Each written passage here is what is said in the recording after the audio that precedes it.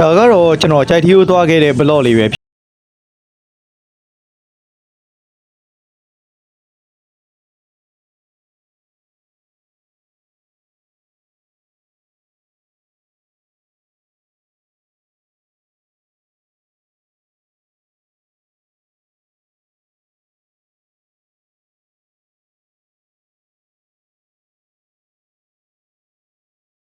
ရတော့ကျွန်တော်ကုန်ကြတော်တော်လေးတက်တာခဲ့ပါတယ်။ဘာလို့လဲဆိုတော့ကျွန်တော်အဘကားနဲ့သွားတာဆိုတော့ကားကလည်းဂုံးဆင်းလို့ရတယ်လို့တောင်ပေါ်တက်တဲ့ကားတွေကအစားကျွန်တော်ဂုံးဆင်းခဲ့ရပါတယ်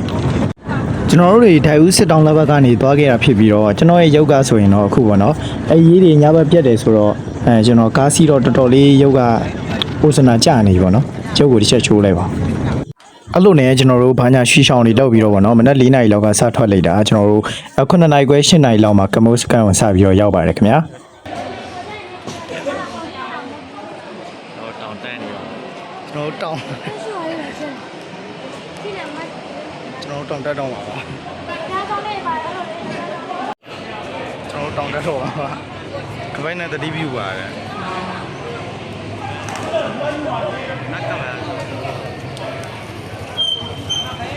အဲ့လိုနဲ့ကျွန်တော်တို့တောင်တက်ကနေရာတွေပါယူပြီးတော့ပေါ့နော်ကျွန်တော်တို့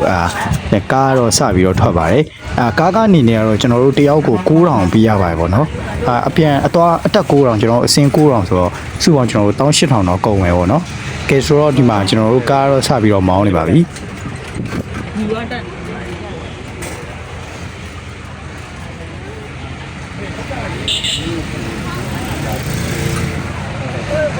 ရုပ်တည်နဲ့ကားပေါ်မှာကျွန်တော်တယောက်တည်းဖုံးတော်ပြီးတော့ပုံရိုင်းနေပါတော့နောက်ကစပယ်ယာလို့ဘာလို့နှစ်ကောင်လဲပါတယ်ပေါ့နော်ကျွန်တော်အမှတ်တရရိုက်ခဲ့တယ်ရှေ့ကဒေါ်ကြီးတွေကတော့ဘာတွေပြောပြီးရည်နေမှမသိဘူးသူတို့ကတော့ရည်နေပါတယ်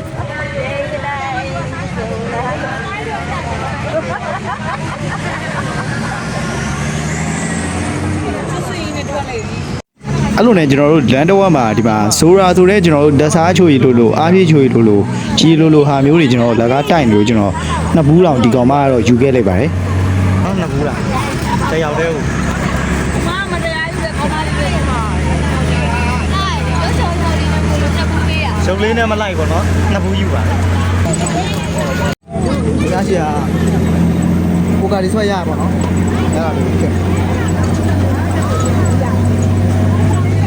အဲ့လိုနဲ့ကျွန်တော်တို့လန်တော့ကအလှူခံအောင်ရောက်တယ်ပေါ့နော်ကျွန်တော်ငငယ်ကသွားဘူးတလောက်ကတော့အလှူခံနေအများကြီးပေါ့နော်လမ်းမှာအခုကတော့အဲ့လောက်မများတော့ပါဘူးအဲ့လိုနဲ့ကျွန်တော်တို့ပေါ့နော်ဒီတောင်တက်ကားတွေကကျွန်တော်ပို့ပြီးတော့ရောက်ခံနီးလေးပို့ပြီးတော့လမ်းနေရမြင့်လာလေးပေါ့နော်တော်တော်လေးကိုကြောက်ဖို့ကောင်းပါတယ်အဲ့လိုနဲ့ကျွန်တော်တို့တွေဒါပေါ့နော်ရတိတောင်ရောက်ပါပြီရတိတောင်ကတော့ကျွန်တော်တို့ဒီကနေပြီးတော့ကားဆက်စီးကျင်နေဆိုလဲရတယ်ဒါမှမဟုတ်ကီဘယ်စီးကျင်နေဆိုရင်လည်းရတယ်ပေါ့နော်ကီဘယ်ကတော့ကျွန်တော်ကြားတော့2000လို့ပြောရပေါ့နော်တယောက်ကိုစီးအောင်တော်တော်လေးများတယ်ပေါ့နော်အဲ့တော့ကျွန်တော်တို့ကတော့ကားပဲဆက်စီးမှာပါကီဘယ်မစီးပါဘူးဒါကတော့ကီဘယ်စီးမဲ့လူတွေအတွက်ကျွန်တော်ကီဘယ်ဆက်စီးမဲ့နေရာကိုဒါလိုက်ပို့ပေးနေတာဖြစ်ပါတယ်ကီဘယ်ကဈေးရမ်းတန်လို့ထင်တယ်ဗျာစီးမဲ့လူတယောက်မှမရှိလို့ကျွန်တော်တို့ကားကြီးတစ်စီးလုံးပြန်ထွက်လာခဲ့ပါတယ်အဲ့လိုနဲ့ကျွန်တော်တို့တွေနောက်ဆုံးတော့ဖျားရှင်မြင်ပေါ်တော့မဟုတ်ဘူးเนาะကားတွေစိုက်တဲ့နေရာကိုရောက်သွားပြီဖြစ်တဲ့အတွက်ကျွန်တော်တို့လမ်းဆင်းရှောက်ရပါတယ်ခင်ဗျာကျွန်တော်ကတော့ဘာရည်စက်ပါလဲတော့မသိဘူးကျွန်တော်နဲ့ကျွန်တော်ညီနေရတော့ဆွဲချင်းဆွဲပြီးတော့ရှောက်ရပါတယ်သွားတဲ့အစီအစဉ်ထဲမှာတော့ဒီဆွဲချင်းဆွဲဖို့အစီအစဉ်မပါခဲ့ပေမဲ့လိုက်ဖို့ပြီးတဲ့အတော့ဆွဲချင်းဆွဲပါဆိုလို့ကျွန်တော်တို့လည်းမငင်းတာပဲဆွဲခဲ့ရပါတယ်ကျွန်တော်တို့ရင်းပြင်းတော့ဘုံမြောက်သေးဘူးဆိုပေမဲ့ကျွန်တော်ရဲ့ချောမလှပတဲ့ရုပ်လေးကတော့ဆွဲချင်းဆွဲရတယ်ချောနေတော့ပါပဲအဲ့လိုနဲ့ပဲကျွန်တော်တို့ရင်းပြင်းတော့ဘုံရောက်ရှိသွားပြီပဲဖြစ်ပါတယ်ရင်းပြင်းတော့ဘုံမှာတော့မြူတွေမှိုင်းနေပါတယ်အောက်မှာတော့တော်တော်လေးကိုပူပေမဲ့ကျွန်တော်တို့ဒီရင်းပြင်းတော့ဘုံရောက်တော့မြူတွေလိုလိုအဲ့လိုမှိုင်းပြီးတော့ဗောနော်အပေါ်မှာတော်တော်လေးအေးပါတယ်ကျွန်တော်ကလက်တူဝက်လာတဲ့တော့ဗောနော်ဟုတ်တယ်အဆုံးတော့ဆွဲချင်းဆွဲပြီးရောက်ခဲ့ပါလို့စေပြဿနာကိုပြောပါဆိုရင်တေးရန်ပေါချင်နောက်ကြော်လေးရိုက်ပြီထလောက်လဲဆောက်ရနာနောက်ကြော်လေးရိုက်ပြီဟုတ်ကြိုက်ပြီဟဲ့ရှိကပုံမလားနဲ့ဖဲမင်းကြိုက်ပြီလားမင်းတော့ဟာရကရဒီအောင်တဲ့မသိလို့ရှင်ဟောက်ကရဟောက်ကန်ချင်းရမယ်ငါတိုင်ပါတော့ငါပေါ့ချင်းတော့တောင်းတရောက်ခဲ့ပါပြီတော်တော်ကြီးနောက်ဝင်သွားလိုက်ကျွန်တော်တို့အခုရေချိုးကန်းနဲ့တန်းနေကတော့တော့ပါမယ်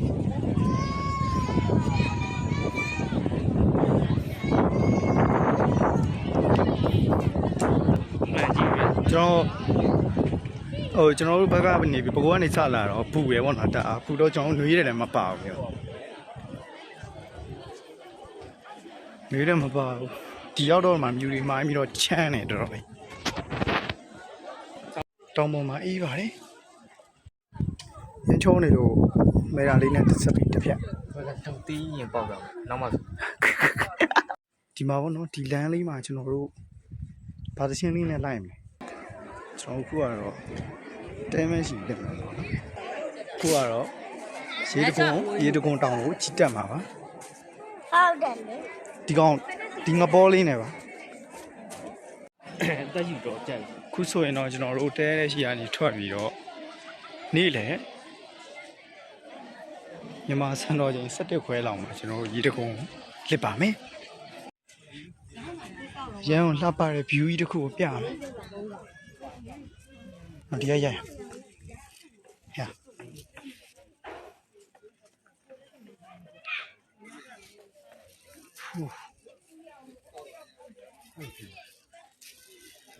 င်မြတော်ပေါ်ကားဆိုင်တဲ့နေရာနေပြီးတော့ရေတကုံသွားမယ်ဆိုရင်ကျွန်တော် KD စီးလို့လည်းရတယ်လို့ဒီလိုကားလည်းစီးလို့ရတယ်ပေါ့နော်ကားတော့တယောက်ကို6000ဖြစ်ပြီးတော့ကျွန်တော် KD ကတော့ဘယ်စီးလည်းမသိပါဘူးအခုဆိုရင်တော့ကျွန်တော်တို့ရင်တုံစိတ်လှုပ်ရှားသွားနေရေတကုံတောင်ကိုဆင်းနေပါပြီဆိုတော့ဒီမှာဘယ်လောက်ထိဖြစ်ပြောက်သွားလဲဆိုတာတော့နောက်မှကြည့်လိုက်ပါ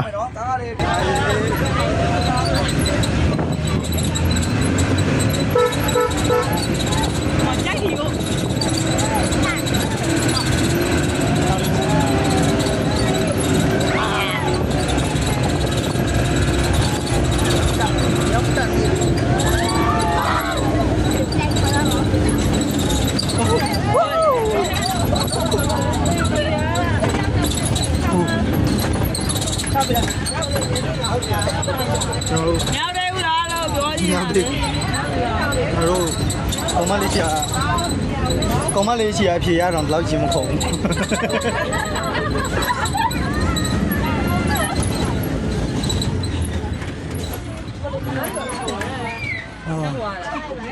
ရောက်တယ် What the fuck bro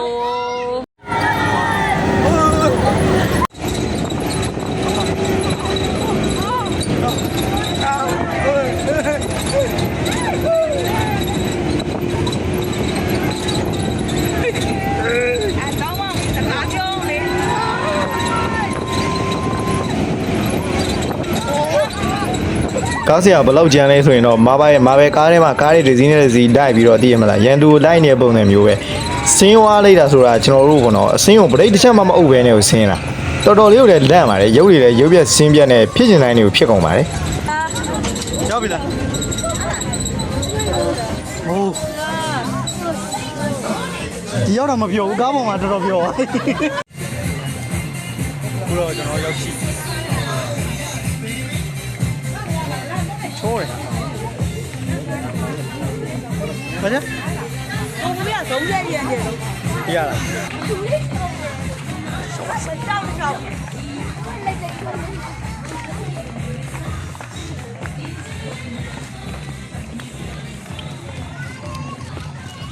တကယ်6လောက်တော့အစိုးကလိုက်တယ်နော်အဲ့လို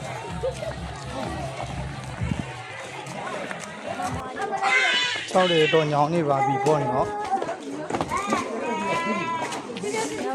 ရှင်ထက်ခေါ်ပဲပေါ်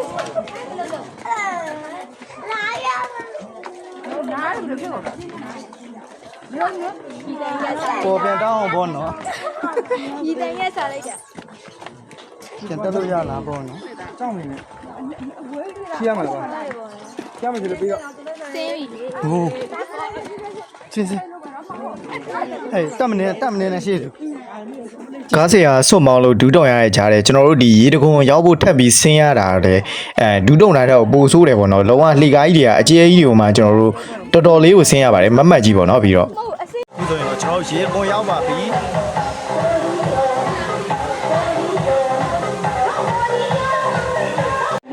ပြီးပါပြီ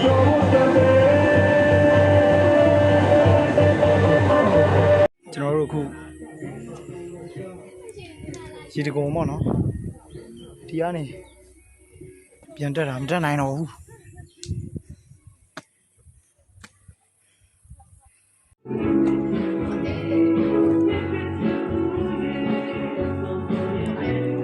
တော်မောနေ လာနောက်တော့ကိုယ်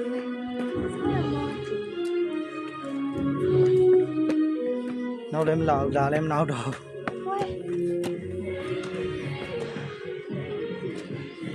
တယ်လား ကြည့်ပါဦးကျွန်တော်ဘောတက်လန်းတာတော့မြင်သေးတယ်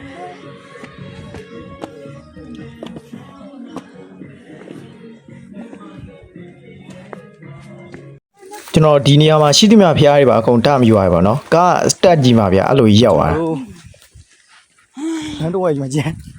အနာကြီးမှာကားပြတ်တာရှင်နေတော့လိမ့်နေဟိုတုံသွားတယ် Oh my god ဖြစ်နေပါလေဆို ကျွန်တော်ကားစီးနေနဲ့ကားရအဲ့လမ်းကိုကြီးမှာအဲ့လိုရောက်သွားတာ ပြန်တက်ဝိုင်းလေရှောက်အောင် လမ်းတော့လမ်းချက်စအဲ့ဒီမှာတိစားနှစ်ထိတ်ဆန်ကောင်းတယ်လို့ပြောသူများဘလော့ကြည့်ပြီးအဲ့ဆိုင်မှာကောင်းတယ်ဆိုပြီးသွားစားလိုက်တာကျွန်တော်ထမင်းကြော်3ပွဲနဲ့လက်ဖက်တပင်းတစ်ပွဲကို4900ရှင်းခဲ့ရလို့ကျွန်တော်ငိုချင်သွားပါတယ်ဆိုတော့တော့သူရောက်ကောင်းလို့နော်ဒီမှာလည်းတော့သူတွေဘလောက်ပဲကောင်းမရလဲဘယ်တော့လို့ပဲအမှတ်မရှိဘူးစားရလေးတော်တော်များများတော့စားခြင်းစရာတွေပဲဖြစ်ပါတယ်ဒါပေမဲ့ကျွန်တော်တို့လက်နဲ့ကင်ပြီးဈေးလေးမိလိုက်ရင်နည်းနည်းလေးလန့်သွားတာဖြစ်တဲ့အတွက်ကျွန်တော်ဘာမှမစားခဲ့လိုက်ပါဘူးအခုကတော့ကျွန်တော်တို့ဓာတ်ပုံရိုက်လို့အရန်လှတယ်လေရင်ကွင်းရှီကိုချီတက်နေရပဲဖြစ်ပါတယ်တက်ကြီးကိုရောက်ပြီဆိုရင်တော့အဲ့ဒီလေရင်ကွင်းမှာဓာတ်ပုံရိုက်ဖို့ကတော့အဓိကပဲပေါ့နော်ကျွန်တော်တို့မရောက်ခင်လဲလူတွေအများကြီးရောက်နေပေါ့နော်ဟိုမှာကြီးလည်အောင်လေရင်ကွင်းမှာအဲ့ဘီးမှာလေအခါရန်လုံးဝမရှိဘူးတော်တော်လေးတော့အသေးရဖို့ကောင်းတယ်တချို့ဆိုရင်အစိုးနေထိပါတော့ရက်ပြီးတော့ဓာတ်ပုံရိုက်ကြပါပေါ့နော်ကျတီကိုရောက်လို့ထမင်းစားတော့မယ်ဆိုရင်ကျွန်တော်ဒီလေရင်ကွင်းသွားတဲ့လမ်းဒီဆိုင်လေးကိုကျွန်တော် recommend ပေးတယ်ပေါ့နော်အဝစားမှာကျွန်တော်တို့ဒါ9000ပဲရှိပါတယ်ကျွန်တော်တို့ကတော့ဖင်ရပြီးတော့ဟိုကျွန်တော်ဒီလမ်းထဲကဆိုင်နေမှာသွားစားမိလေးတဲ့အတွက်4000ကျော်ရှင်းလဲရပါတယ်ကျေးဇူးတင်ကျွန်တော်တို့ဒါကတော့လေရင်ကွင်းကိုရောက်ပြီဆိုတော့ကျွန်တော်ရဲ့ရုပ်ချောချောင်းနောက်တစ်ခါလာထပ်ပြတာပါဘေးကကျွန်တော်ညီနေကျွန်တော်လည်းဘဲကောင်းပူချောတယ်အဲ့လေလုံနဲ့လေရင်ကွင်းမှာဓာတ်ပုံတွေပါတယ်ရိုက်ဟိုကြည့်ဒီကြည့်နေကျွန်တော်တို့ရှုခင်းနေအများကြီးလိုက်ပြီးတော့ကြည့်ခဲ့ပါတယ်အလန်ဆိုင်မှာပဲကျွန်တော်တို့အတုံးနဲ့အကျော်နဲ့ဝင်ကြိတ်ခဲ့ပါတယ်တန်လဲတန်လို့ကောင်းလဲကောင်းပါလေဒါတော့ကျွန်တော်ဘလော့လေးရဲ့အဆက်ပေါ့နော်ကျွန်တော်တို့အဲ့ရီတကွန်းတောင်သွားတာတော်တော်ပင်မသွားတယ်ပင်မသွားပြီးတော့ညကျွန်တော်ဘာမှမလုပ်ပါဘူးเนาะအိပ်ပျော်သွားရင်ဘယ်မှလည်းဝင်ရလို့ရှောင်မသွားဘူးဆိုတော့မြူရီဆိုင်ပြီးတော့เนาะအဲ့လေနိုင်ငံတစ်ခုခုရောက်နေတယ်လို့ခံစားရတယ်ဗျာတော့ပြီးဖျားကြီးမြင်တစ်ခုလုံးနဲ့ကျွန်တော်လိုက်ပြမယ်ပေါ့နော်တော်တယ်တော့ချမ်းနေနေလည်းမချူရဒီလေလာဒီမဟုတ် ဖြစ် နခင်လေးတော့ကျွန်တော်လေးနင်းနေနဲ့စားပြီးအော်ဒီနေ့လေးတော့ကျွန်တော်တို့ကတော့ဒီဖျားနာပေါ့နော်ကျွန်တော်ဒီတဲခိုးဆောင်မှာပဲအိတ်တာပါကျွန်တော်စဉ်းစားမြတာဒီမနေ့နိုးလာတော့ပေါ့နော်ဒီဖျားရည်မြေပေါ်မှာအိတ်တဲ့လူတွေဘယ်လောက်တောင်ချမ်းမလဲမသိဘူးကျွန်တော်တော့အဲ့ထွက်လာခြင်းတော်တော်လေးချမ်းတာဗျာရေမြေတော်မှာအိတ်ပြီးတော့ဖျားလာဖူးကြတဲ့လူတွေကတော့တော်တော်လေးကိုချမ်းမဲ့ပုံစံမျိုးထိတော့ရှိတယ်ပေါ့နော်သူတို့ဒုက္ခခံပြီးလာဖူးတာအဲ့လိုနဲ့ကျွန်တော်မနက်ခင်းစောစောစီးဆိုတော့ဖျားလေးပါလေးရှုပ်ခိုးလိုက်ပါတယ်ကုတူယူတာပေါ့နော်အဲ့လိုနဲ့ကျွန်တော်တို့ဒီဖျားမနက်ခင်းပေါ့နော်မနက်ခင်းကျမှဖျားရင်းပြီးပေါ်ရောက်လာတဲ့လူတွေလည်းရှိတယ်အတွဲတွေရောပေါ့နော်မကြည့်လိုက်ပါဘူးအဲ့လိုကျွန်တော်ဒီဖျားကြီးကလည်းကျွန်တော်ဒီမနက်ခင်းပိုင်းမြူရီဆိုင်နေတဲ့အချိန်ပေါ့နော်အရန်ကိုတက်ပဲပါတယ်အဲ့လိုနဲ့ကျွန်တော်တို့သွားနေနေမထင်မှတ်ပဲနဲ့ပေါ့နော်ဒီမနက်ခင်းမှာကျွန်တော်တို့ဒီအောက်ကဒီဖျားအောက်ကကရင်ရွာတွေကနေပြီးတော့ရှင်ပြူတာဖြစ်ဖို့များပါနော်အဲ့လိုရှင်ပြူတဲ့ကျွန်တော်တို့လှည့်တဲ့အတန်းနဲ့သိုးပါတယ်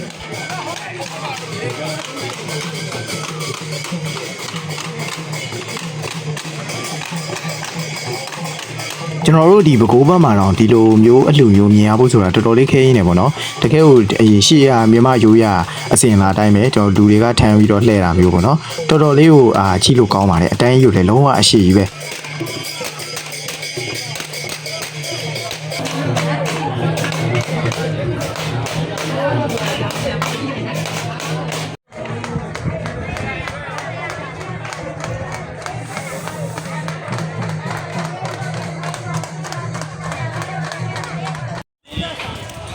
အေးပထမချိတ်လိုက်ပြီလို့ကျွန်တော်တို့ရေမဆာစားဖို့အတွက်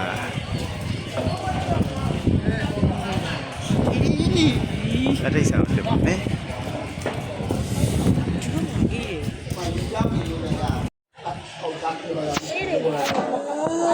ဒီမှာဆန်တော်ရေ 6:50မှာမနက်ဆက်စားဖို့ဆိုတာလက်ထိတ်ဆန်ရောက်နေပါတော့စဘောလေးလည်းပါစဘောလေးတစ်ကောင်စဘောလေးနှစ်ကောင်စဘောလေးသုံးကောင်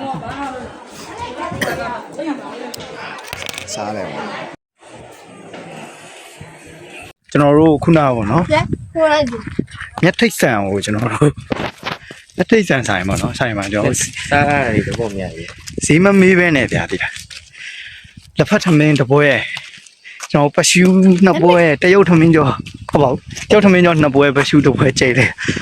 4,000 ခုသွားတယ် Oh my god ထမရမလားတပတ်ထမရ မသိဘူးလက်ဖက်ထမင်းနဲ့မယ်တော့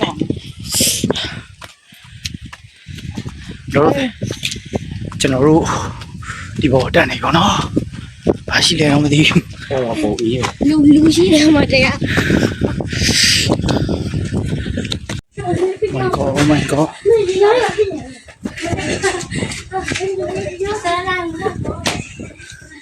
တက်我告诉你，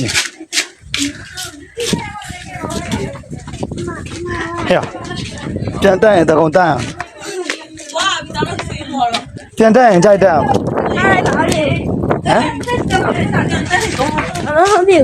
အစင်အစင်ပြေတယ်တက်ရင်အစင်ပြေ ဘာဖြစ်သွားလဲ ငါခြေသလုံးရိုးနာ အ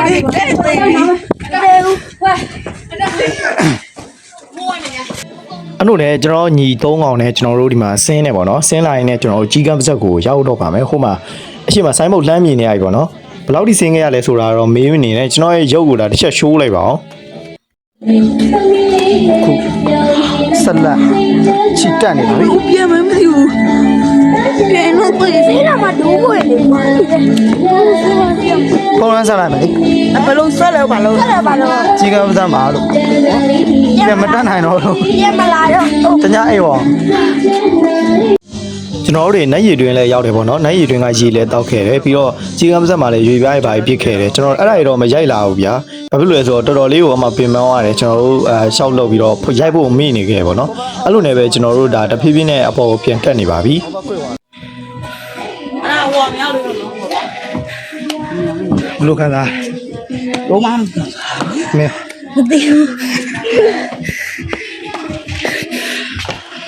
က်လိုက်တော့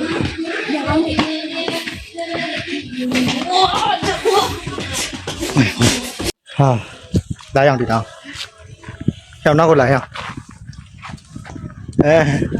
ကျွန်တော်လမ်းဆုံးပြီလို့ထင်ခဲ့တာပေါ့နော်ရှေ့မှာကြည့်ပါအောင်တက်အောင်မယ်ဟာတွေ့ပြပြတော့အဲ့လိုမဟုတ် Let's go အဲ့လိုနဲ့ကျွန်တော်တို့ရင်မြင်တော့ဘောပြန်ရောက်ပြီးတော့အခုကတော့ပြန်ဖို့စတင်ပါပြီကျွန်တော်တို့ကလာတော့လည်းချင်းအောင်ဆွဲရတယ်လို့ပြန်တော့လည်းကျွန်တော်တို့နှစ်ယောက်ကချင်းအောင်ဆွဲနေရပါတယ်မဟုတ်ဘူးနဲ့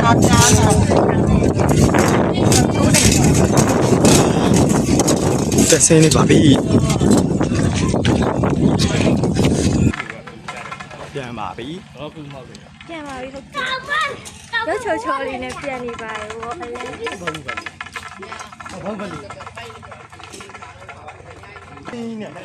ေါ့ရုပ်ချောချောလေးနဲ့ပြန်နေပါ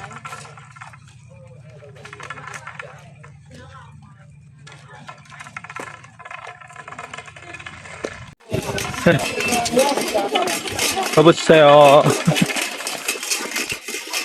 이거.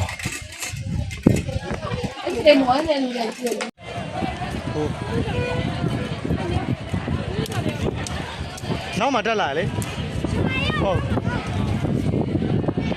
ကျွန်တော်အခုပြန်ဆင်းတဲ့ကားဂိတ်ကိုရောက်ပါပြီပြန်ဆင်းမဲ့ကားဂိတ်ကိုရောက်ပါပြီဟုတ်ပါတယ်လောက်လေ ဟုတ်ပါတယ် ပြန်ပါတော့မယ်ဟုတ်ပါတယ်ကားပေါ်မှာကျွန်တော်တို့တစ်ခါအဆင်းလေးရိုက်ပြအောင်နော်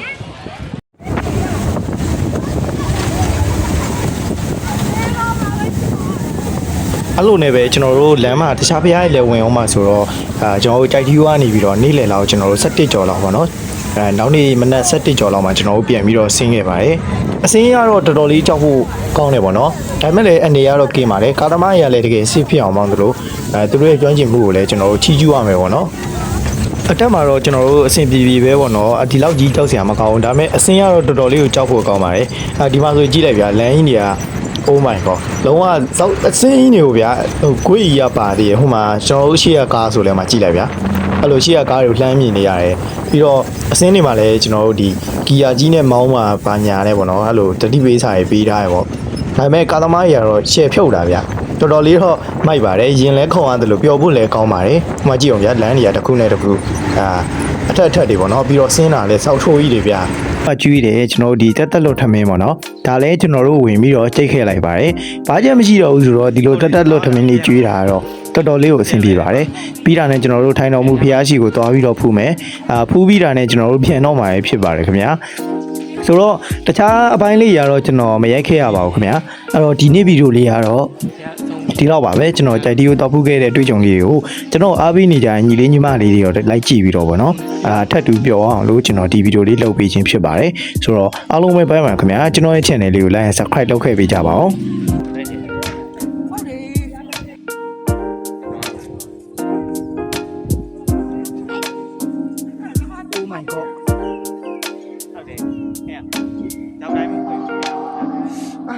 အကြိုက်ရလို့မရဘူးဟာ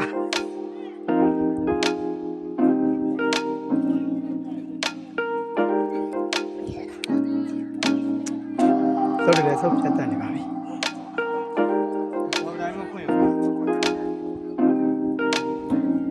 ပြင်တန်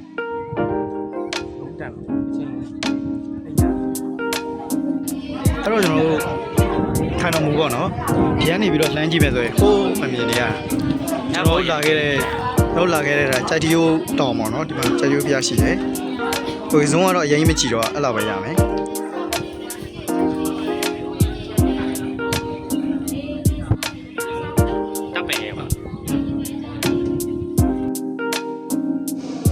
တော့တော့